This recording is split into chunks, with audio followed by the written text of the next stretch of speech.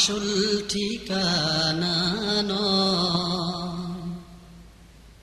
পৃথিবী আমার আসল ঠিকানা নয়। মরণ একদিন মুছে দেবে সকল রঙিন পরিচয়। পৃথিবী আমার আসল ঠিকানা নয়। মিছে মানুষের বন্ধন, মিছে মায়া স্নেহ স্মৃতি। আসসালামু আলাইকুম ওয়া রাহমাতুল্লাহি ওয়া বারাকাতুহু।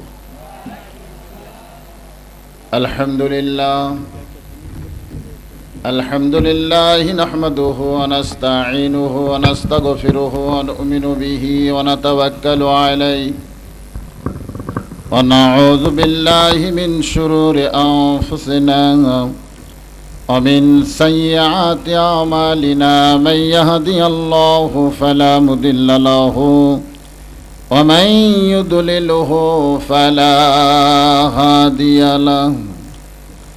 সবাই জবান খুলে বলেন আশহাদু আল্লা ইলাহা ইল্লাল্লাহু ওয়াহদাহু লা শারীকা লাহু ওয়া আশহাদু আন্না মুহাম্মাদান আবদুহু ওয়া রাসূলুহু আল্লাযী আরসালা রাসূলাহু বিল হাক্কি বাশীরা ওয়া নাযীরা وداعيا إلى الله بإذنه وسراجا منيرا. فقد قال الله تعالى في كلامه المجيد والفرقانه الحميد. জবান খুলে সবাই পড়েন আউযু বিল্লাহি মিনাশ শাইতানির রাজিম। বিসমিল্লাহির রহমানির রহিম। ইন্নাল্লাহা ওয়া মালাইকাতাহু ইসাল্লুনা আলান নবী ইয়া আইয়ুহাল্লাযীনা আমানু সাল্লু আলাইহি ওয়া সাল্লিমু তাসলিমা। আল্লাহুম্মা সাল্লি আলা মাওলানা মুহাম্মাদ ওয়া আলা আলি সাইয়্যিদিনা शफीआना। मशरक़े हुब्बे मोहम्मद मतलाए दीवाने माँ मतलाए खुर्शीद शिकास सीनाए सो जाने माँ बलगल उला बे कमालिही कशफत दुजा बेजमालिही हसनत जमीओ खिसालिही सल्लु अलैहि व आलिहि अल्लाहुम्मा आमीन। জান্নাতের বাগান থেকে জান্নাতি মানুষদেরকে নিয়ে আমি গুনাহগার তোমার রহমতের দরজায় দুখানা হাত তুলেছি আল্লাহ। হাসরের ময়দানে জাব্বার আর কাহার নামে রূপ নিয়া তুমি যখন বিচার শুরু করবে, তোমার সামনে দাঁড়ায়া সমস্ত নবীরা নাফসি নাফসি বলে কাঁদতে থাকবে। শুধু আমাদের দরদি নবী ইয়া রব্বি হাবলি উম্মতি বলে সেজদায় পড়ে যাবে। আল্লাহ ডাক দিয়া বলবেন হাবিবুল্লাহ, আজকে হাসরের ময়দানে আপনি কাঁদবেন না, আপনাকে পাওয়ার জন্য আমার বেহেশতগুলো কাঁদতেছে। নবী বলবেন আল্লাহ বেহেশত আমাকে পাওয়ার জন্য কান্দে, আর আমি কাঁদতেছি আমার গুনাহগার উম্মত সহ বেহেশতে যাওয়ার জন্যে। যে রাসূল হাসরের ময়দানে কাঁদবেন, আজও কাঁদবেন মদিনায়, সে রাসূলের জন্য আমাদের কলিজায় একটা বার কান্দে না। ও দরদি আল্লাহ, আজকের এই মাহফিলের ওসিলায় কঠিন হাসরের ময়দানে আমাদের সবাইকে রাসূলের উম্মতের কাতারে দানোর তৌফিক দিয়া দিও আল্লাহ। সুবহান রাব্বিকা রাব্বিল ইজ্জাতি আম্মা ইয়াসিফুন ওয়া সালামুন আলাল মুরসালিন ওয়ালহামদুলিল্লাহি রাব্বিল আলামিন বিরহমাতিকা ইয়া আরহামার রাহিমিন। লা ইলাহা ইল্লাল্লাহ, লা ইলাহা, জোরে সোরে লা ইলাহা, লা ইলাহা ইল্লাল্লাহ, লা ইলাহা, লা ইলাহা ইল্লাল্লাহু, লা ইলাহা ইল্লাল্লাহু, লা ইলাহা ইল্লাল্লাহ, লা ইলাহা ইল্লাল্লাহু, ইল্লাল্লাহ, ইল্লাল্লাহু, ইল্লাল্লাহ, লা ইলাহা, লা ইলাহা ইল্লাল্লাহু বলো রে মুমিনগণ, লা ইলাহা ইল্লাল্লাহু বলো রে মুমিনগণ। এই কলেমার জন্যে নবীজি, এই কলেমার জন্যে নবীজি সহিলেন কত জালাতন, লা ইলাহা ইল্লাল্লাহু বলো রে মুমিনগণ, লা ইলাহা ইল্লাল্লাহ, জোরে লা ইলাহা ইল্লাল্লাহু, ইল্লাল্লাহ, ইল্লাল্লাহু, ইল্লাল্লাহ, লা ইলাহা ইল্লাল্লাহ। চাঁদ সূরজার গ্রহ তারা আল্লাহ নামের পাগল পারা, চাঁদ সূরজার গ্রহ তারা আল্লাহ নামের পাগল পারা। আমার আল্লাহ নামের এতই দয়া, আল্লাহ নামের এতই মায়া, লুকিয়ে রাখছেন হে আল্লাহ, লা ইলাহা ইল্লাল্লাহ, জোরে লা ইলাহা ইল্লাল্লাহু, ইল্লাল্লাহ, ইল্লাল্লাহু, ইল্লাল্লাহ, লা ইলাহা, লা ইলাহা ইল্লাল্লাহু মুহাম্মাদুর রাসূলুল্লাহ। সবাই বলি সাল্লাল্লাহু আলাইহি ওয়াসাল্লাম। আজকের এই মাহফিলের সম্মানিত সভাপতি, আজকের এই মাহফিলের সম্মানিত আয়োজনী কেরাম, যিনারা মাগরিবের নামাজের পর থেকে এত রাত পর্যন্ত আপনাদেরকে কোরআন হাদিসের আলোচনা শোনালেন। বিশেষ করে আজকের এই মাহফিলের অন্যতম আকর্ষণ আমার বড় ভাই হযরত মাওলানা আইয়ুব আলী ফারুকী সাহেব। তিনি খুব গুরুত্বপূর্ণ আলোচনা করেছেন। অত্র এলাকা থেকে আল্লাহ যাদেরকে পছন্দ করে এই রহমানি জলসায় বেহেশতের টুকরার ভিতরে কবুল করেছেন, এই তীব্র গরমকে উপেক্ষা করে আরামের বাড়ি, আরামের ঘরকে বাদ দিয়া একমাত্র আল্লাহর ভয় এবং ভক্তি নিয়া এই জালিসুর রহমান বেহেশতের টুকরার ভিতরে যারা বসে গেছেন, যাদেরকে দেখার জন্য আল্লাহর অসংখ্য ফেরেশতা এই রহমান এবং বেহেশতের টুকরা বিশেষ একটা মাহফিলে আল্লাহ পাক প্রেরণ করেছেন, এমন একটি মাহফিলে আল্লাহ আমাদেরকে কবুল করেছেন। এজন্য সবাই আল্লাহর শুকরিয়া আদায় করছি, আলহামদুলিল্লাহ। আমি আমার অন্তরের অন্তঃস্থল থেকে আপনাদের শুভেচ্ছা জ্ঞাপন করছি। এই মুহূর্তে জানতে চাচ্ছি আপনারা সবাই কেমন আছেন। আল্লাহ পাকের দরবারে হাজারো শুকরিয়া।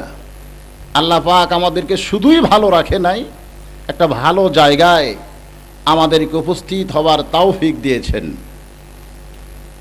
মহান আল্লাহ তার কালাম শরীফে বলেন, মা আসাবাকা মিন হাসানাতিন ফামিনাল্লাহ। বান্দারা যখন কোনো ভালো কাজ করে, এই কাজটা বান্দা করে না, বরং আল্লাহ করায়। যে আল্লাহ পাক এ মুহূর্তে আমাদের প্রতি রাজি এবং খুশি হয়ে এরকম একটা মাহফিলে আমাদেরকে আসবার বসবার সুযোগ দিলেন, আমরা সে আল্লাহর উপরে খুশি না বেজার? তাহলে সবাই জবান খুলে আর একবার বলে আলহামদুলিল্লাহ। আলহামদুলিল্লাহি আলা কুল্লি হাল। সর্ব অবস্থায় আল্লাহর শুকরিয়া আদায় করা হলো বান্দার হক। ওয়াজ করতে আমি বলে থাকি, এক বান্দা ছিল আল্লাহর নামাজের সেজদায়। সেজদাকে বলা হয় দিদারে ইলাহি। আল্লাহ ডাক দে বলে, বান্দা তুমি যতই নামাজ পড়ো আর সেজদা করো, তোমার ঠিকানা হলো জাহান্নাম। ঠিকানা কি? বান্দা কি বলবে? জাহান্নামের কথা শুনে বান্দা কি বলবে? আলহামদুলিল্লাহ না নাউজুবিল্লাহ? এখানেই দুই দল হয়েছে, কেউ কয় নাউজুবিল্লাহ, কেউ কয় আলহামদুলিল্লাহ। বান্দাটা বলতেছে আলহামদুলিল্লাহ। আল্লাহ বলতেছে, এই বান্দা, জাহান্নামের কথা শুনে কেউ আলহামদুলিল্লাহ কয়?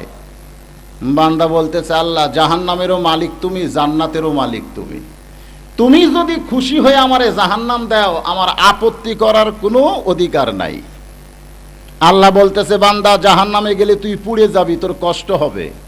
বান্দা বলতেছে, কষ্ট শুধু আমার হবে না, আপনারও হবে। আল্লাহ বলে, বান্দা তুই পুড়বি জাহান্নামে, আমার কষ্ট হবে কেমনে? বান্দা বলতেছে, আল্লাহ মায়ের কোলের সন্তান যদি পানিতে পড়ে যায়, দুনিয়ার কোনো মা যেমন পুষ্কুনির পাড়ে দাঁড়িয়ে থাকতে পারে না, দৌড়ে গিয়া সন্তানকে ওই পুষ্কুনির ভিতর থেকে কোলের মধ্যে তুলে আদর দেয়, আমার বিশ্বাস ওই মায়ের চাইতে কোটি কোটি দয়া তোমার বেশি। আমারে যদি তুমি জাহান্নাম দাও, তুমি আল্লাহ শান্তি পাবে না। আল্লাহ বলতেছে, বান্দা এই দলিল তুমি পাইলা কোথায়? বান্দা বলতেছে, আল্লাহ আমাদের জাতির পিতা ইব্রাহিম তোমার প্রেমের ভক্তি নিয়ে যখন নমরুদের চুলার মধ্যে পড়ে গেল, পড়ার আগেই তুমি বলে দিলে, কুলনাইয়া নারু কুনি বারদা ওয়া সালামান আলা ইব্রাহিম। আমার দিকে তাকায় দেখো, আমার কলিজা ভরে শুধু তুমি আছো, আর কারো জায়গা নাই। আল্লাহ বলতেছে, বান্দা আমার ভক্তি নিয়ে কেউ যদি জাহান্নামেও যায়, আমি জাহান্নামকেও জান্নাত বানায়া দিব। বান্দা বলতেছে, এই জন্যই তো কইছে আলহামদুলিল্লাহ। তো এই মুহূর্তে আমরা যেখানে আছি, এই মাহফিলকে দেখাশোনার জন্য দুনিয়ার কোনো র্যাব পুলিশ নাই। আল্লাহ পাক রহমতের ফেরেশতা পাঠায় দিছে। যে মাহফিলে আল্লাহ রহমতের ফেরেশতা দণ্ডায়মান থাকে, এই মাহফিলের দাম আছে না নাই? মাশাআল্লাহ। এই মাহফিলের যদি দাম থাকে, এই মাহফিলে যারা আসতে পেরেছে, বসতে পেরেছে, তাদের দাম আছে না নাই? সমস্ত দামি মানুষের সামনে আমি কিছু দামি আলোচনা করতে চাই। আল্লাহ যেন আমারে তৌফিক দেয়। সবাই বলে আল্লাহুম্মা আমিন। অনেকেই অনেক আলোচনা শুনতে চাইছেন।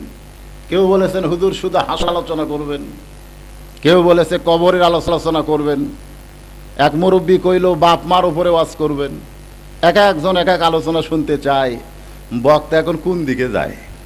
এরপরেও সবার মনের আকর্ষণ যে আলোচনার উপরে, আল্লাহ যেন তেমন আলোচনা আমার জবান দিয়ে বের করে দেয়। সবাই বলে আল্লাহুম্মা আমিন। আসেন, আর ভূমিকা লম্বা নয়। এরকম আলোটা যদি চোখের দিকে থাকে, ওয়াজের তো ভাই জানাসেন। মানুষটার নাম হলো হজরতে জামবিদ রহমতুল্লাহ আলাইহি। খুব খেয়াল করে শোনা লাগবে, গরমের দিন বেশি লম্বা ওয়াজ হবে না। মানুষটার নাম কি? তার বাড়ি হলো খোরাসান, গ্রামের নামটা হলো খোরাসান। এখন শহর বলেন আর গ্রাম বলেন। তিনার নিয়ত হলো মক্কা মদিনা যাওয়া। আমরা যারা আজকের মাহফিলে বসেছি, আমরা মক্কা মদিনায় যাওয়ার চাই? সাধ্যে যদি নাও থাকে, প্রত্যেকটা মুমিনের অন্তরে মক্কা মদিনা যাওয়ার বাসনা আছে না নাই? মক্কায় আছে আল্লাহর ঘর, আর মদিনায় আছে রাসূলের রওজা। আমার নবী বলেছেন, মান যারা কবরি ওয়াজাবাত লাহু শাফাআতি ইয়াউমাল কিয়ামা। কেউ যদি আমার রওজা মোবারক জিয়ারত করতে পারে, আল্লাহর নবী বলেছেন হাসরের ময়দানে ওই উম্মতের উপরে শাফাআত করা আমার উপর ওয়াজিব হয়ে যাবে। এ হাদিস কিন্তু খালি ধনীদের পক্ষে পড়ছে, গরিবদের পক্ষে বলে নাই।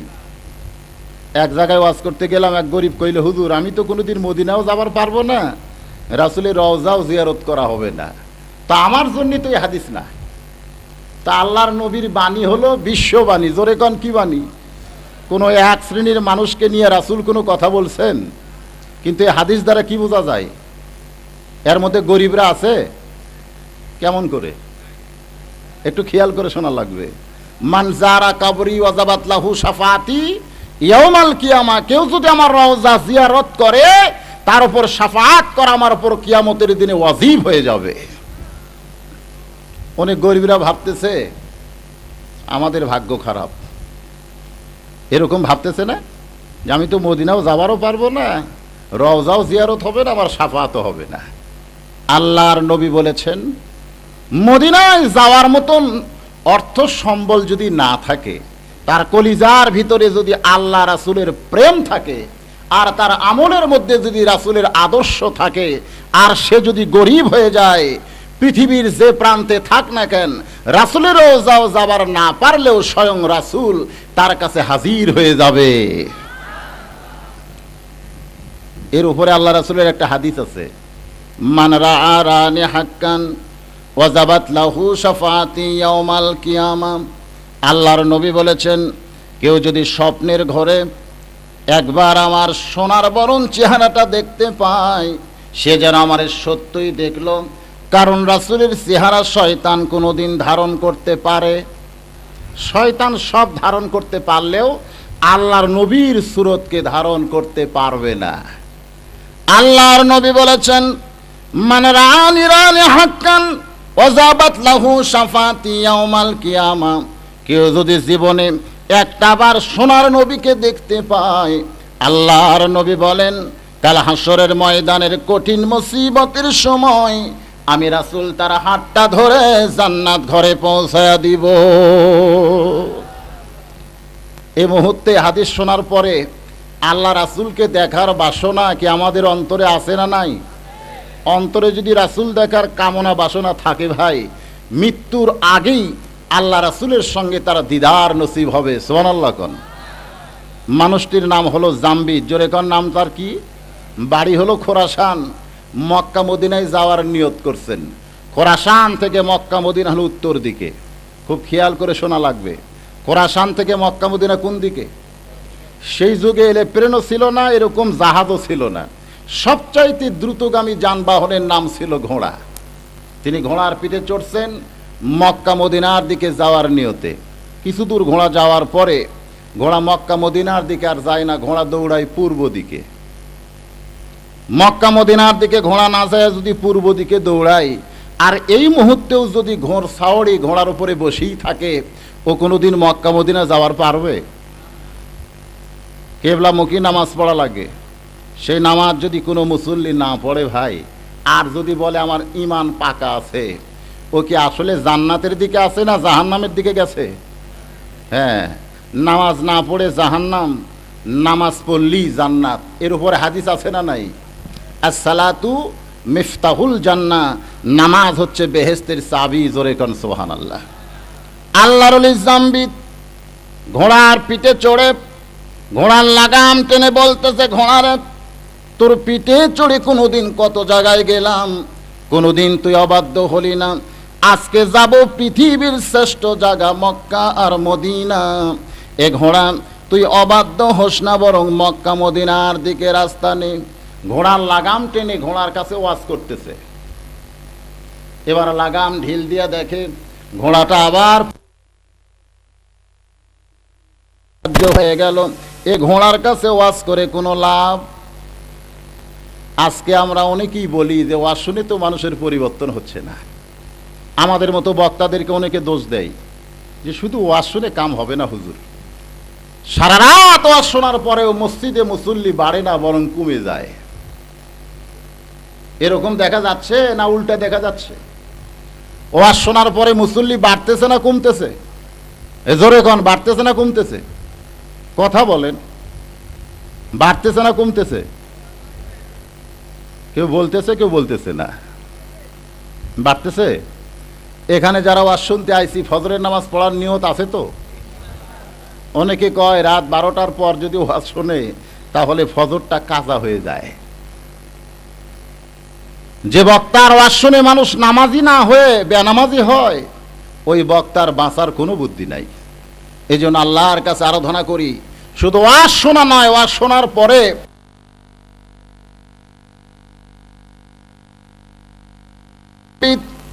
ঘোড়ার পিঠ থেকে নামলে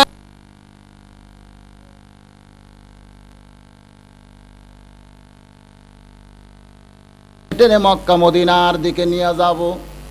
মাটিতে নামার পরে যখন ঘোড়ার লাগাম টানা শুরু করছে, সঙ্গে সঙ্গে ঘোড়া শুয়ে পড়ছে। ঘোড়া কি করছে? দাঁড়ানো ঘোড়াকে লাগাম টেনে 2 ধাপ সামনে নেওয়া যায়, কিন্তু যে ঘোড়া শুইয়া পড়ে তার লাগাম টাইনা কোনো লাভ। আল্লাহর ওলি জামবিদ চিন্তায় পড়ে গেলেন, এ ঘোড়ার পিঠে চড়ে মক্কা মদিনায় যাব, ঘোড়া আমারে নিয়ে যাবে না। ঘোড়ার লাগাম ধরে টানলাম, ঘোড়া আমার সঙ্গে যাবে না। এ ঘোড়ার মহব্বত যদি কলিজার মধ্যে থাকে তাহলে আমিও মক্কা মদিনায় যেতে পারবো না। আল্লাহ কোরআনে বলেছেন, ইন্নামা আমওয়ালুকুম ওয়া আওলাদুকুম ফিতনা। রে দুনিয়ার মানুষ, দুনিয়ার সম্পদ আর সন্তান হলো তোমাদের বিপদের কারণ। এ ঘোষণা কার? ঘোড়া একটা সম্পদের মধ্যে না? আল্লাহ কোরআনের মধ্যে বলেছেন যত সম্পদ আল্লাহ দুনিয়াতে দিছে তার মধ্যে একটা উত্তম সম্পদ হলো ঘোড়া। আজকে ঘোড়ার যুগ অবশ্য আমাদের এলাকায় নাই, কিন্তু এক সময় খুব ছিল।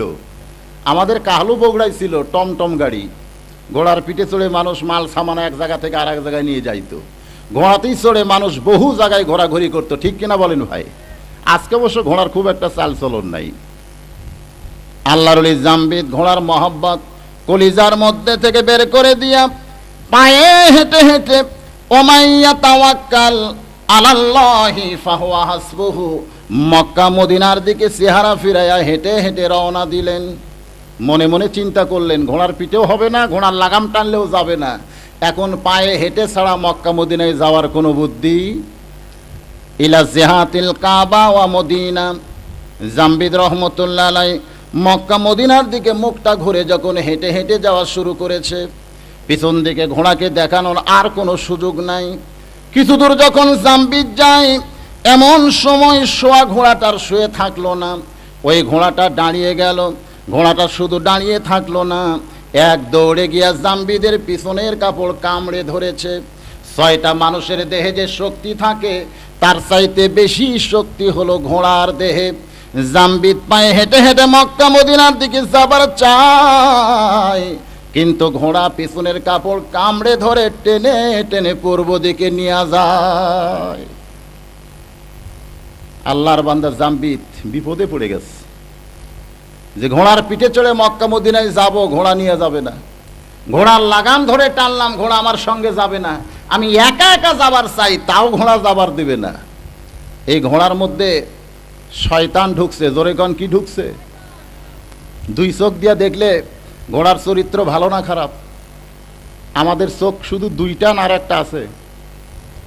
কি বলতেছেন ভাই? আমরা কিন্তু 2 চোখের দেখাটাই মনে করি দেখা, আর বুঝি দেখা নাই।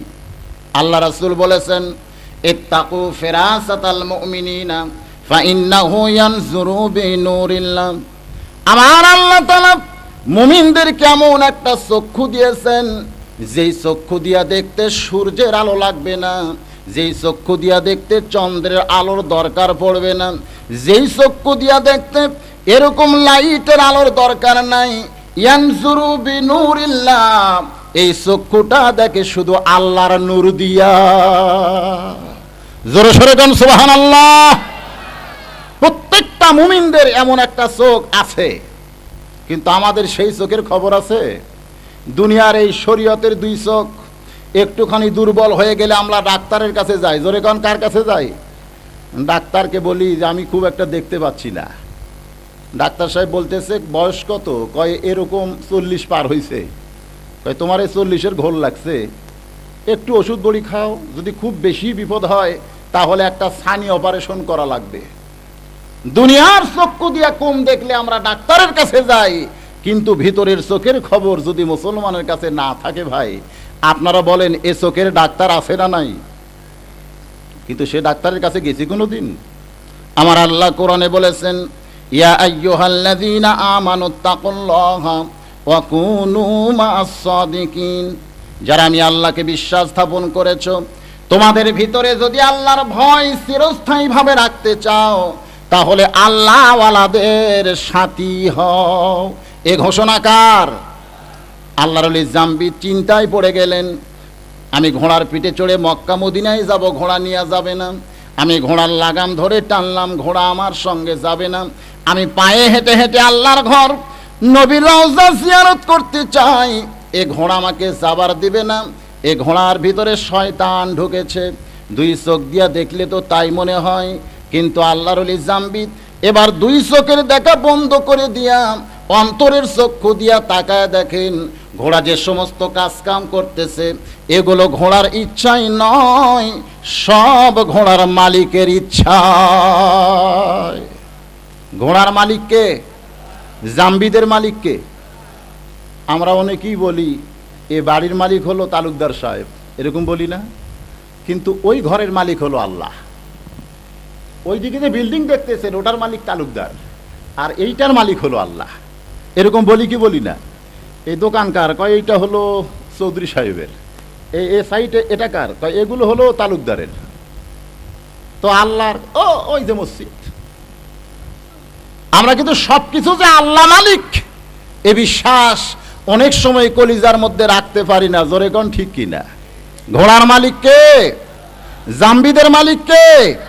এবার আল্লাহর ওলি জাম্বিদ অন্তরের চক্ষু দিয়া তাকায় দেখেন ঘোড়া যে সমস্ত কাজ কাম করতেছে এগুলো ঘোড়ার ইচ্ছাই করতেছে না, ঘোড়ার মালিকের ইচ্ছাই করতেছে। জাম্বিদ যাবার চাই মক্কা মদিনায়, কিন্তু ঘোড়া মক্কা মদিনার দিকে যাবে না, ঘোড়া তো আল্লাহর ইচ্ছাই চলতেছে। দেখি ঘোড়া কোথায় যায়। আল্লাহর বান্দা জাম্বিদ এবার ঘোড়ার পিঠে চললেন।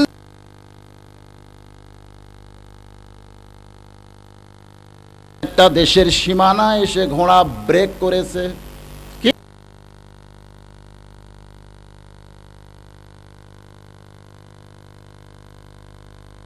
সেই যুগের অস্ত্র নিয়ে দাঁড়ায় আছে কয়টা সৈন্য? আপনাদের ভিতরে আছে না নাই? একটু দেহতত্ত্ব খুব খেয়াল করে শোনা লাগবে। গিয়াছিলাম ভবের বাজারে, ছয় চোরাতে চুরি কইরা আল্লাহ ধরলো আমারে। প্রত্যেকটা মানুষের ভিতরে এ ছয়টা চোর কিন্তু আছে রে ভাই। একটার নাম হলো কাম, জোরে কোন নাম কি? আর একটা হলো ক্রোধ, আর একটা হলো লোভ, আর একটা হলো মদ, আর একটা হলো মাৎসর্য, আর একটা হলো হিংসা ঘৃণা। এগুলো আমাদের ভিতরে আছে না নাই? এই ছয়টা জিনিস ভিতরে থাকার কারণে অনেক সময় মানবীয়তা আমাদের কাছ থেকে দুরূহীত হয়ে পশুত্ব আমাদের উপরে চেপে বসে। জয় কন, ঠিক কিনা?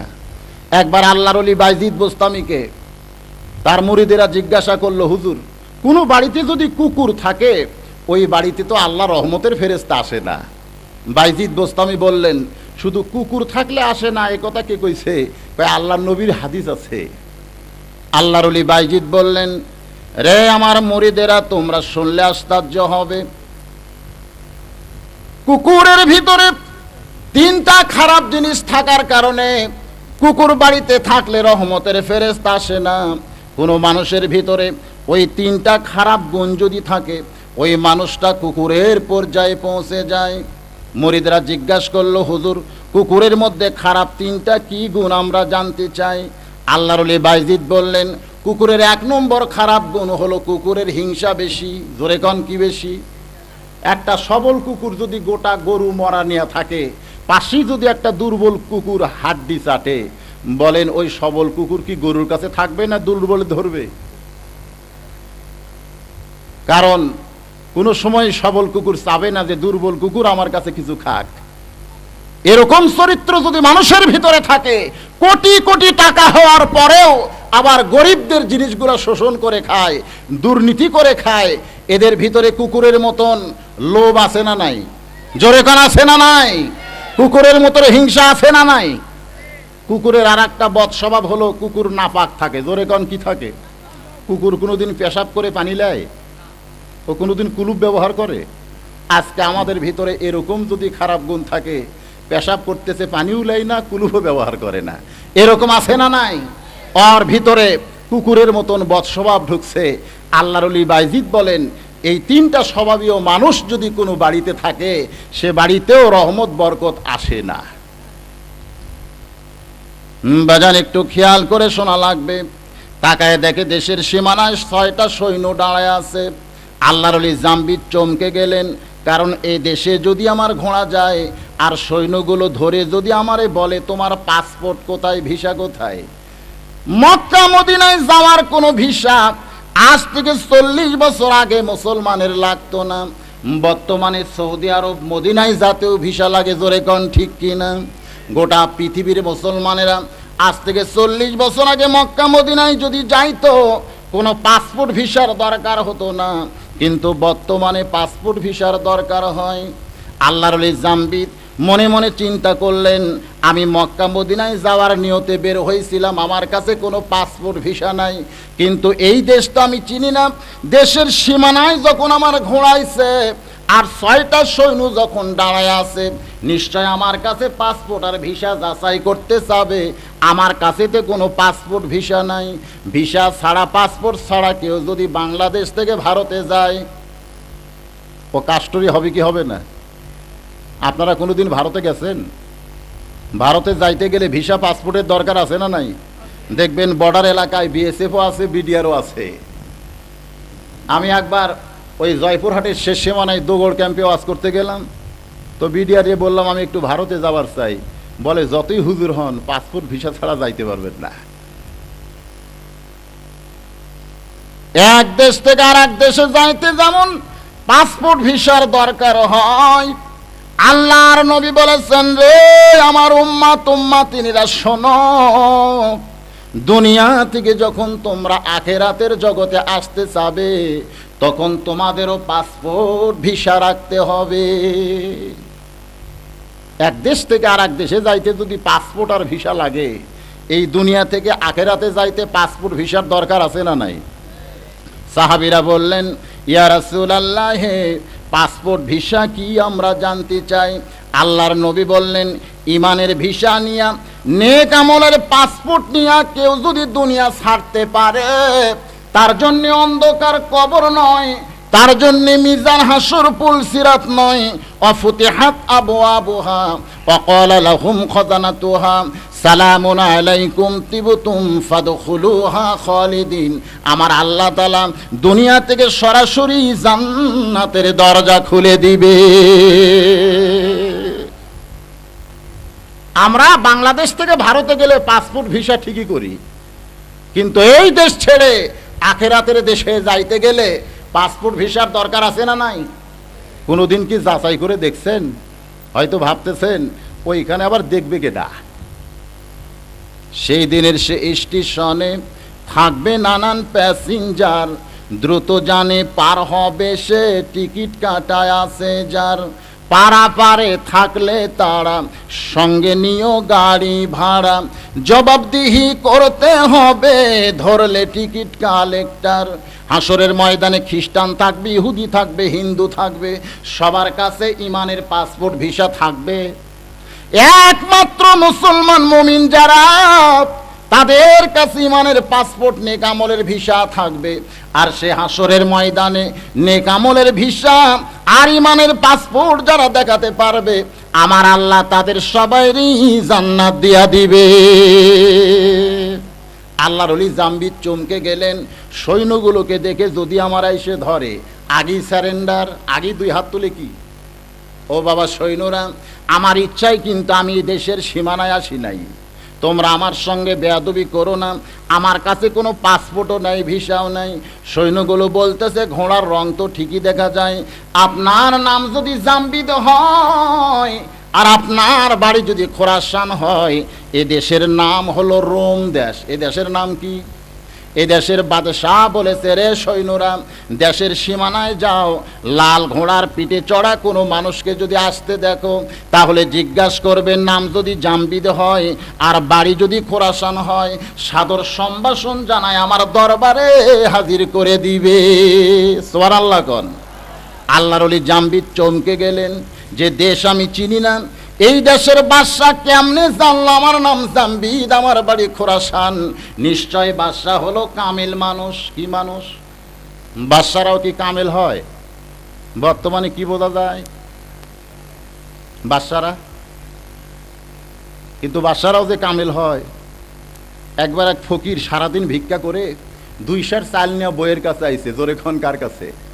বউ বলতেছে, সারা জীবন ভিক্ষা করলে তোমার কষ্ট খুন্ডাবে না। স্বামী বলে, তাহলে কি আমারে চুরি করতে কোস? বলে, চুরি টুরি না, মোগল সম্রাট শাহজাহানের নাম শুনছো? বলে, হ্যাঁ। একবার তার দরজায় যাও, নিজের অভাবের কথা চোখের পানি নিয়ে কেঁদে কেঁদে কও, তোমার এমন ভিক্ষা দেওয়া দিবে আর জীবনেও ভিক্ষা করা লাগবে না। ফকির বলতেছে, ফকুন্ডুরি, তোর তো বুদ্ধি আছে।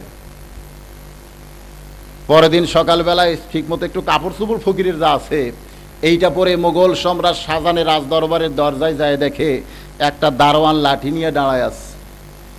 ফকির মনে মনে চিন্তা করে, জীবনে কত দরজায় গেলাম, এরকম লাঠিওয়ালা মানুষ তো দেখি নাই, আজকে লাঠিওয়ালা মানুষ কেন? দরজার দিকে যখন ফকির যাবার চায়, দারোয়ান লাঠি তুলছে, এই ফকির, এদিকে আসতেছো কেন? ফকির বলে, আমি একটু ভিতরে যাবার চাই, বাদশাহ নামদারের সঙ্গে দেখা করব আমি।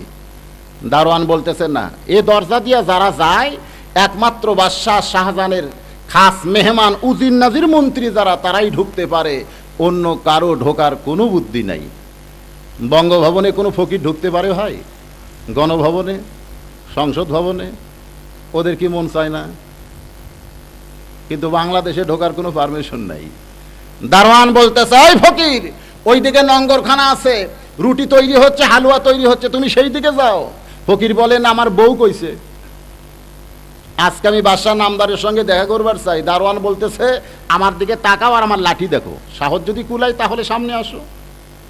ফকির মনে মনে চিন্তা করে, এ দারোয়ানের সঙ্গে শক্তি দিয়া পারা যাবে না, একটা কৌশল করা লাগবে। কি করা লাগবে? কৌশল। কৌশল মনে মনে চিন্তা করে, এর সঙ্গে শক্তিতেও পারবো না, এর হাতেও যখন লাঠি আছে। এক দৌড়ে গিয়া দারোয়ানের 2টা পা খপ করে ধরে চোখের পানি ছাইড়া দিয়া বলে, ফকির ভাই, তুমিও যা আমিও তাই। জোরে গান সুবহানাল্লাহ। কিছুক্ষণ আগেই দারোয়ানের মোশান ছিল কেমন, এখনই বলতেছে, ও ফকির ভাই, তুমিও যা আমিও তাই, তুমি ভিক্ষা করে খাও আর আমি দরজা পাহারা দিয়ে খাই, তোমার আর আমার মধ্যে কোনো তফাৎ নাই। ফকির বলতেছে, তাহলে আমি একটু ভিতরে ঢুকতে চাই। দারোয়ান বলতেছে, ফকির ভাই, এই দরজা যদি তোমার জন্য আমি খুলে দেই, আরো 16টা দরজা আছে, প্রত্যেকটা দরজায় একটা করে দারোয়ান লাঠি নিয়ে দাঁড়ায় আছে, আমি দরজা খুলে দিলি তুমি বাদশার কাছে যাবার পারবে না। ফকির বলতেছে, দারোয়ান ভাই, তুমি শুধু দরজা খুলে দাও, পরের দরজার দারোয়ান দরজা খুলবে কি খুলবে না সেইটা আমার ব্যাপার। দারোয়ান ঠাট্টার স্থলে দরজা খুলে দিছে, পরের দরজার দারোয়ানের পিটন খাইয়া এমনি বের হয়ে আসবে, ঠাট্টা করে খুলে দিতে। যা। ফকির ভিতরে ঢুইকা দেখে 100 গজ দূরে আর একটা দরজায় দারোয়ান লাঠি নিয়ে দাঁড়ায় আছে। ফকির যখন দরজার কাছে যায়, এমন সময় দারোয়ান লাঠি তুলে বলতেছে, এই ফকির, তুমি ঢুকলা কেমনে? দারোয়ান কি বলতেছে খেয়াল করে শুনতেছেন? এই ফকির, তুমি ঢুকলা কেমনে? ফকির বলতেছে, ও দারোয়ান ভাই, প্রথম দরজার দারোয়ান আমার পরিচয় পাইয়া কাঁপতে কাঁপতে দরজা খুলে দিছে, তুমি এখন দরজা খুলবেন, আমার পরিচয় শুনবা। দারোয়ান মনে মনে চিন্তা করে, এ বেটার যদি পরিচয় না থাকতো, প্রথম দরজার দারোয়ান তো দরজা খুলতো না, ও যখন খুইলা দিছে, আমি খামাকা পরিচয় শুনতে গিয়ে আমার চাকরি নষ্ট করব না। সিসিম ফাঁক। সিসিম ফাঁক বোঝেন? দারোয়ান দরজা খুলে দিছে, মনে মনে চিন্তা করে এর যদি পরিচয় না থাকতো প্রথম দরজার দারোয়ান তো খুলতো না, ও বেটা যখন খুইলা দিছে খামাখা আমি আটকে রেখে আমার চাকরি আমি নষ্ট করব না। সাইজে ফকির হতে পারে, বেটা মনে হয় আসলে ফকির না। একই কায়দায় সমস্ত দরজা খুলে ফকির রাজ দরবারের মধ্যে ঢুকে গেছে।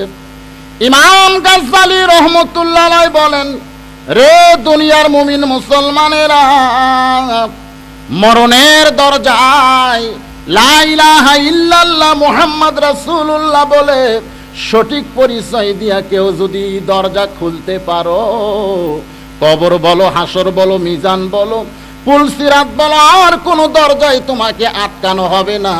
সরাসরি আমার আল্লাহ তোমার জন্য জান্নাতের দরজা খুলে দিবে। ফকির রাজ দরবারের মধ্যে ঢুকছে। জীবনে ফকির কোনোদিন ঢুকছে? আজকে ঢুকে ও তো আর কাউরে চেনে না, সরাসরি প্রধানমন্ত্রীর কাছে গিয়ে বলতেছে, এই মিয়া। প্রধানমন্ত্রী চমকে উঠছে, আরে আমারে তো সবাই মান্যবর উজিরে আজম বলে জানে, এ বেটা আমারই কই এই মিয়া, এই বাদশাহ শাহজাহানরে দেখছো?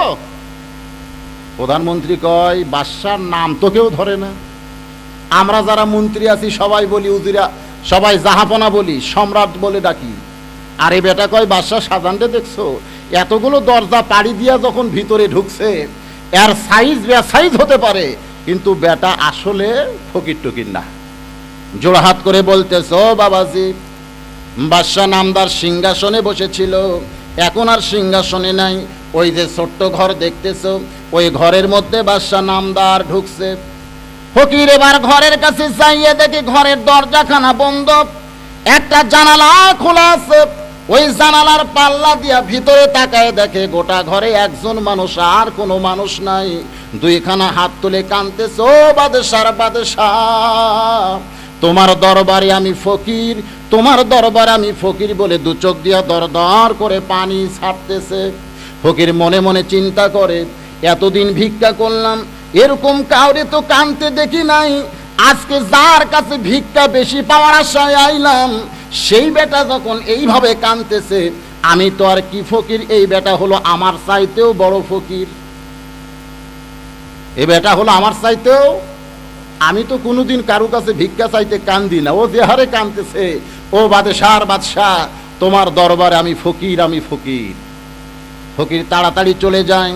দারোয়ান সামনে দরজা ধরে বলতেছে, বাবাজি, বাদশাহ নামদারের সঙ্গে কি দেখা হয়েছে? ফকির রাগ করে বলে, এই দারোয়ানের বাচ্চা দারোয়ান, খালি দরজা পাহারা দিয়া খাস, ভিতরের খবর জানিস না। তোরা যারে বাদশাহ বাদশাহ বলে পূজা করতেছিস, আমি নিজের চোখে দেখলাম বেটা ফকির হইয়া কাঁদতেছে। দারোয়ান খুশি হবে না রাগ করবে? কারণ দারোয়ানগুলো হলো বাদশার চামচা। জোরে কোন কার চামচা? চামচা বুঝেন না? প্রত্যেকটি মুসলমান আল্লাহর চামচা হবে। জোরে কোন কার চামচা হবে? কোন মানুষের চামচা হওয়ার সুযোগ মুসলমানের আছে ভাই? কিন্তু বর্তমানে চামচাগিরি আছে না নাই? হ্যাঁ, চামচাগিরি মানুষের করা জায়েজ নাই। চামচাগিরি যদি করতে হয় কার করতে হবে? গোলামি যদি করতে হয় কার করতে হবে? দাসত্ব যদি করতে হয় কার করতে হবে? ফকির রাগ করে কয়, এই দারোয়ানের বাচ্চা দারোয়ান, খালি দরজা পাহারা দিয়ে খাস, ভিতরের খবর জানিস? তোরা যাকে বাদশাহ বাদশাহ বলে পূজা করতেছিস, আমি নিজের চোখে দেখলাম বেটা ফকির হয়ে কাঁদতেছে। দারোয়ান একটা না 17টা? প্রত্যেকটা দরজায় দারোয়ান আছে না নাই? এক দারোয়ানরে যখন এরকম কইছে, সমস্ত দারোয়ানকে ডাকতে চায়, দরজা পাহারা দিয়া লাভ নাই, ভিতরে মৌলবাদী ঢুকছে। আজকে যারা কোরআনের কথা কয়, আজকে যারা আল্লাহর কথা কয়, অনেককেই তাকে অনেক ভাবে উপাধি দিচ্ছে। কথা ঠিক কিনা বলেন ভাই? আমার কথা কি বুঝতেছেন? আজকে যারা কোরআনের কথা কয়, আল্লাহর কথা কয়, গোটা বিশ্বের দিকে তাকায় দেখেন, অনেক জায়গায় তাদের ডিগ্রি হয়েছে জঙ্গি। জোরে কর নাম কি হয়েছে? জঙ্গি। জঙ্গি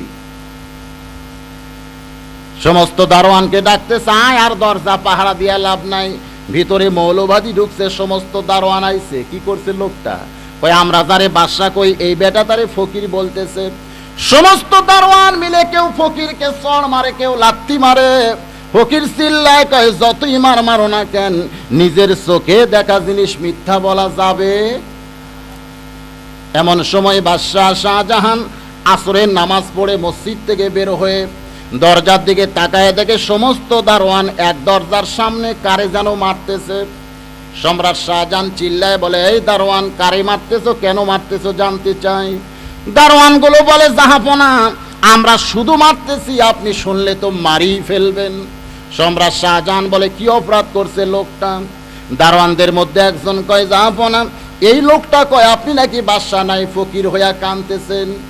বাদশাহ শাহজাহান দৌড়ে এসে ফকিরের টুটি চাইপা ধরে বলে, এই মিয়া, জানো না আমি মোগল সম্রাট শাহজাহান? ফকির বলতেছে, জানতাম মানে? জানতাম বুঝতেছেন না?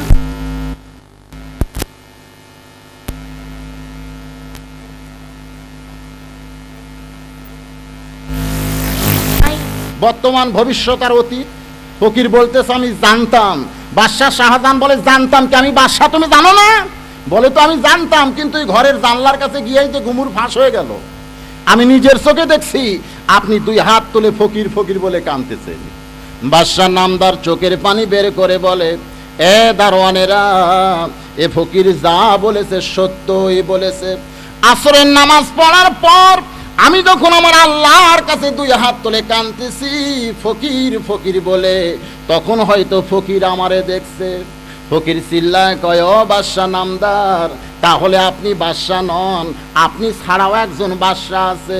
আমি যদি ভিক্ষা চাই তাহলে আর দুনিয়ার কোনো নকল বাদশার কাছে নয়, আসল বাদশার কাছে আমি ভিক্ষা চাইব।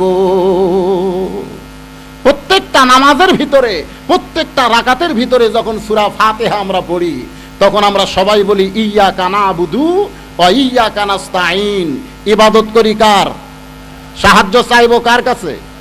আসলে কি আমরা নামাজের পরে এ কথা মনে রাখতে পারি ভাই? ওয়াদা খিলাফ করা হলো নেফাকি। আমরা মুনাফিকি করতে চাই না। সাহায্য যদি চাইতে হয় তাহলে আল্লাহর কাছে চাইতে হবে। মুঘল সম্রাট শাহজাহান যদি আমার আল্লাহরে বাদশা বানায়া নিজে যদি ফকির হইয়া কাঁদতে পারেন, এখন আমি শুনতে চাই কামেল বাদশা আছে না নাই?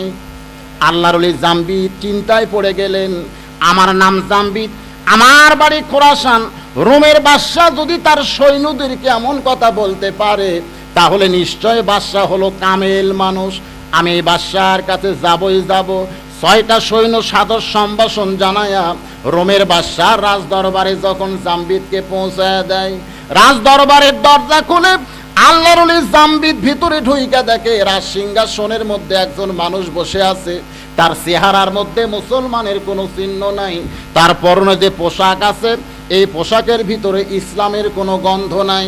আল্লাহর ওলি জাম্বিদ চমকে গেলেন, যে বাদশার চেহারার মধ্যে মুসলমানের চিহ্ন নাই, যে বাদশার পরনে ইসলামের কোনো পোশাক নাই, এ বাদশা কোনোদিন কামেল হতে পারে?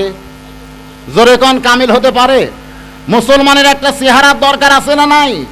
মুসলমানের একটা পোশাকের দরকার আছে না নাই? আমি এই জুব্বা পরে আপনাদের গুরুদাসপুরের সিনেমা হলে যদি ঢুকতে চাই, যারা সিনেমা দেখতেছে তারা কি আমাকে ঢুকতে দিবে? বলবে, হুজুর না, এই পোশাক পরে এই সিনেমা হলে কেউ ঢোকে না।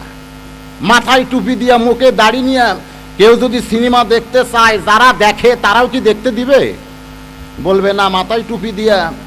আমাদের এলাকার একটা লোক খালি মাথায় টুপি দিয়া সিগারেট খাচ্ছে। এক বেটার হাতে সিগারেট আছে, তাও লোকমা মারছে। আপনি মাথায় টুপি দেখাবেন কেন? সিগারেট যদি খাইতে হয় টুপি খোলেন।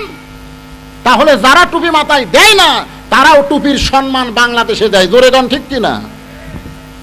আজকে যদি এই মসজিদ কেউ ভাঙতে চায়, যারা নামাজ মসজিদে পড়ে না, তারাও ভাঙ্গা বাধা দিবে। জোরে গান ঠিক কিনা? যদিও নামাজ পড়ে না, তারপরেও আল্লাহর ভয়, আল্লাহর ভক্তি এই বাংলাদেশের অনেক যুবকের অন্তরে আছে। আজকে এই সমস্ত সোনার যুবক যদি বিপদে যায়, এর জন্য অনেককেই দোষী করা হবে ভাই। আমরা ঠিকমতো তাদেরকে দাওয়াত দিতে পারতেছি না, আল্লাহ রাস্তায় তাদেরকে ডাকতে পারতেছি না, এই কারণে তারা আজকে আল্লাহ রাস্তায় আসতেছে না। জোরে গান ঠিক কিনা? আজকে দেখবেন কোন অন্যায়ের প্রতিবাদ অনেক যুবকই করে। আমার এলাকায় বহু অন্যায়ের প্রতিবাদ বহু যুবককে আমি করতে দেখেছি, যারা নামাজ রোজা কিছুই করে না, তারপরে অন্যায়ের প্রতিবাদ করে। অনেক টুপিওয়ালা মানুষ ওই সাইড দিয়ে নাউজুবিল্লাহ নাউজুবিল্লাহ করে চলে যায়। তাই বলে আমি তাদের পক্ষে আর টুপিওয়ালার বিপক্ষে বলতেছি না। আমি শুধু আপনাদের সামনে বলতে চাই, এই দুনিয়ায় চলতে গেলে মুসলমানের একটা চেহারা আছে, জোরে কোন আছে না নাই? মুসলমানের একটা পোশাক আছে না নাই? এই বাংলাদেশের আর্মি, বিডিআর, পুলিশ, র্যাব আপনারা কি দিয়া চেনেন? যদি কালো পোশাক পরে কেউ আপনাদের কাছে আসে, সবাই কি বলবে? বাবা র্যাব আইছে, ঠিক না? আর যদি এরকম চক্রাবগি পোশাক পরে আসে, মিলিটারি আইছে, বাংলাদেশে যদি পোশাক দিয়া সৈন্য চিনা যায়, তাহলে মুসলমানের চিনার পোশাক আছে না নাই? কিন্তু আমরা সেই পোশাক কোথায় হারাইলাম ভাই? মুসলমানের এমন একটা পোশাক আছে, যেই পোশাককে বলা হয় লিবাসুত তাকওয়া। আল্লাহ কোরআন শরীফে বলেছেন যে পোশাক পরলে মানুষের ভিতরে আল্লাহর ভীতি তৈরি হয়, এটাই হলো মুসলমানের পোশাক। জোরে কোন সুবহানাল্লাহ। আল্লাহর ওলি রোমের বাদশার দিকে তাকায় দেখে তার পরনে ইসলামের কোনো পোশাকও নাই, তার চেহারার মধ্যে মুসলমানের কোনো চিহ্নও নাই। তিনি চমকে গেলেন, এ বাদশা তো কামেল হতে পারে না, কেমনে বললো আমার নাম জামবিদ, আমার বাড়ি খোরাসান? আমি কি গোলক ধাঁধাই পড়লাম নাকি? তিনি যখন রাজ দরবার থেকে পিছন দিকে ব্যাক করতেছেন, এমন সময় রোমের বাদশা দাঁড়িয়ে বলতেছে, আল্লাহর ওলি জামবিদ, তোমার বাড়ি খোরাসান, তুমি লাল ঘোড়ার পিঠে চড়ে আমার দেশের দিকে আসতেছ, এটা আমি বলি নাই, বলেছে আমার পাগলি মেয়ে। কে বলেছে? খুব খেয়াল করে শোনা লাগবে। আজ অনেক বছর হয়ে গেল, মেয়েটা আমার পাগলি অবস্থায় আছে। দুনিয়ার বহু ডাক্তার, কবিরাজ আমার মেয়েরে দেখছে, কিন্তু রোগ ধরতে কেউ পারে নাই। যাবার সময় সবাই আমার মেয়েটারে পাগলি বলে চলে যায়। ওই একটি মাত্র মেয়ে ছাড়া এই দুনিয়াতে আমার আর কোনো সন্তান নাই। আমার মেয়েটা এতই পাগলি বাইরে গেছে, আজ কিছুদিন হলে আমার মেয়েটা দুনিয়ার আলো সহ্য করতে পারে না, দুনিয়ার কোনো খাবারও খায় না। আমি যে তার বাবা, আমাকেও পর্যন্ত দেখতে পারে না। একটা অন্ধকার ঘরে আমার মেয়েটা নিজে নিজেই বন্দী হয়ে আছে। গতকাল গভীর রজনীতে রাতের এমন একটি অংশ আছে, যে অংশে দেখবেন কতকগুলো আল্লাহর পাগল। জোরে কন, কিসের পাগল? দুনিয়ার তামাম মানুষ যদিও ঘুমিয়ে যায়, ওই সমস্ত পাগল বান্দারা তখন আর ঘুমাইতে পারে না। অমিনাল লাইলি ফাতাহাজ্জাত বিহি নাফিলাতাল লাক। জোরে কোন আছে না নাই? রাতের এমন একটি অংশ আছে, যে অংশে আমার আল্লাহ তাআলা মুমিন মুসলমানের জন্য তাহাজ্জুদের নামাজ নফল করেছে।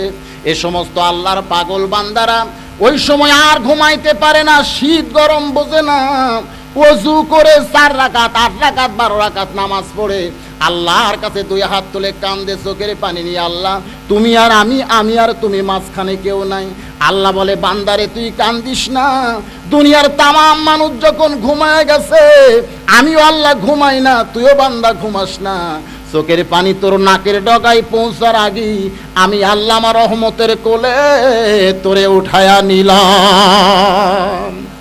রোমের বাদশা বলে, রাতের একটা অংশে আমার চোখের মধ্যে কোনো ঘুম নাই, আমি আমার পাগলি মেয়েকে দেখতে গেলাম, তার ঘরে কেমনি আছে জানতে গেলাম। ঘরের কাছে যাইয়া দেখলাম ঘরটা অন্ধকার।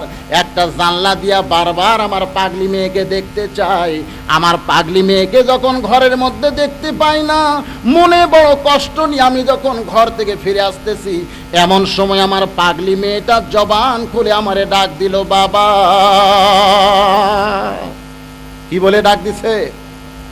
কোন সন্তান যদি বাবা বলে ডাক দেয়, বাবার অন্তর খুশি হয় না বেজার হয়?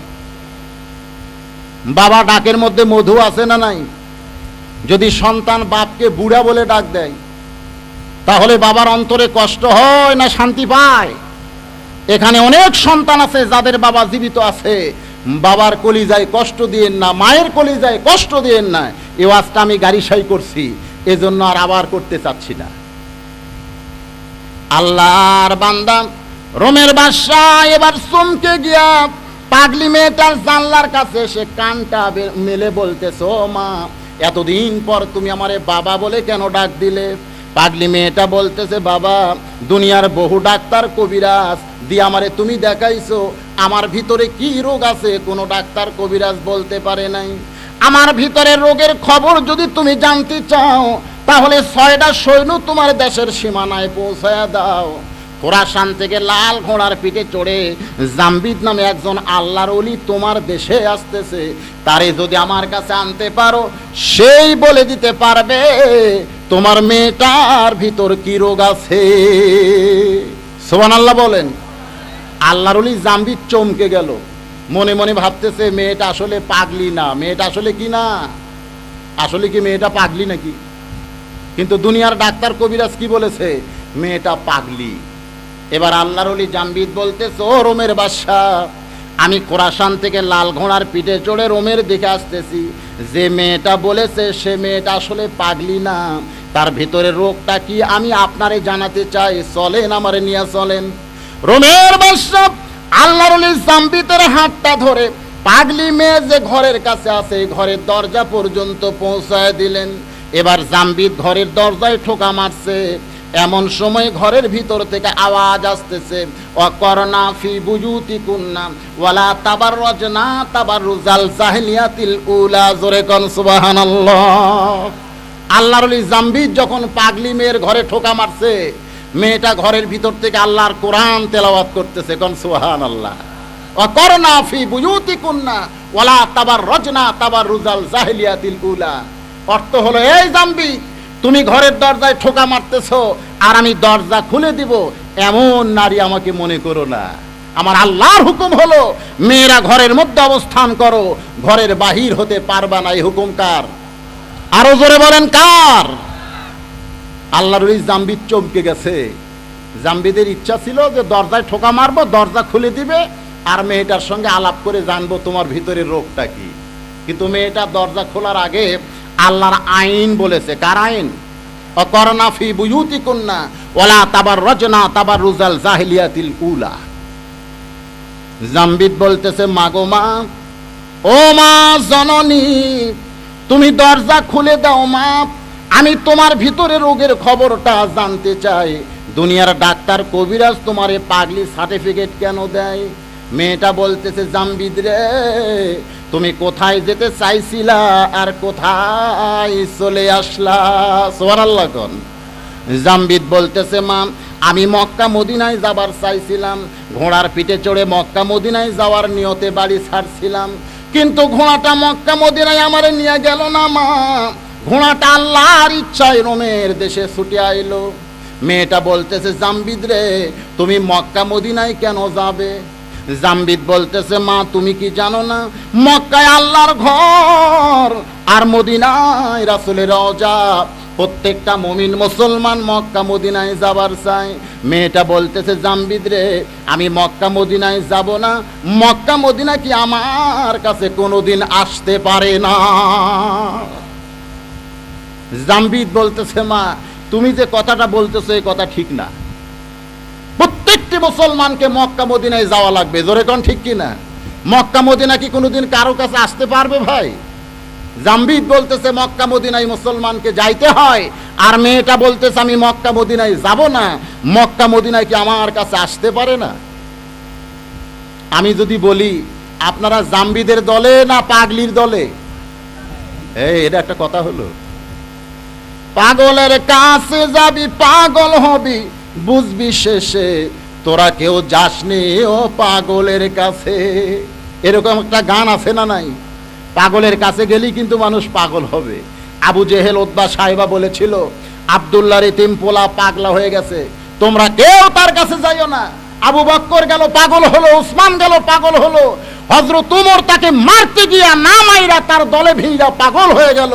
তোমরা কেউ আব্দুল্লাহর এতিম পোলার কাছে যাইও না, কারণ ওই পাগলের কাছে আল্লাহর কোরআন আছে। জোরে কর সুবহানাল্লাহ। আজকে যে মাহফিলে আপনারা আইছেন, এই মাহফিলে আল্লাহর কোরআন আছে না নাই? এই কোরআনের এমন একটা আকর্ষণ, একটা বার যদি মানুষকে কোরআনকে গ্রহণ করে ভাই, ওই মানুষটা আল্লাহর পাগল হয়ে যাবে। জোরে কর সুবহানাল্লাহ। জাম্বিদ যে কথাটা বলছে কথাটা ঠিক না, যে প্রত্যেকটা মানুষকে মক্কা মদিনায় যাইতে হয়, মক্কা মদিনা কোনোদিন আসে না। আর পাগলিটা বলতেছে আমি মক্কা মদিনায় যাব না, বরং কি মক্কা মদিনা মানুষের কাছে আসতে পারে না। এ কথা বুঝাইতে গিয়া সামান্য একটা যুক্তি আপনাদের দিতে হবে। মানুষটির নাম হলো রবি ইবনে সুলাইমান। নামটা কি বলেন? 10 জন বন্ধু মিলে কাফেলা করে মক্কা মদিনায় হজ করতে যাবে। আমাদের এলাকার অনেক লোকেরাই এরকম করে যায়, আপনাদের এলাকায় যায় না? এর নাম হলো হজ কাফেলা। জোরে কোন কি কাফেলা?